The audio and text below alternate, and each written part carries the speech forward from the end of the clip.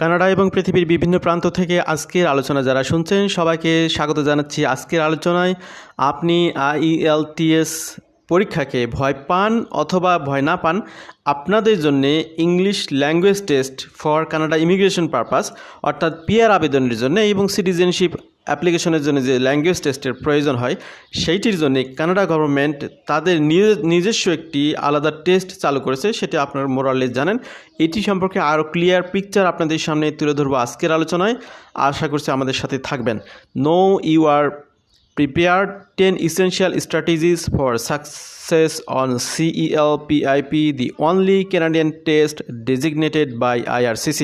তো IRCC কি সেটা আপনারা জানেন, immigration and refugee citizenship Canada. তো এই কানাডার ইমিগ্রেশন ডিপার্টমেন্ট যারা আপনার টোটাল ভিসার প্রসেসিংগুলো করে, এই ডিপার্টমেন্টের ডেজিগনেটেড ল্যাঙ্গুয়েজ টেস্ট হচ্ছে CELPIP। এখন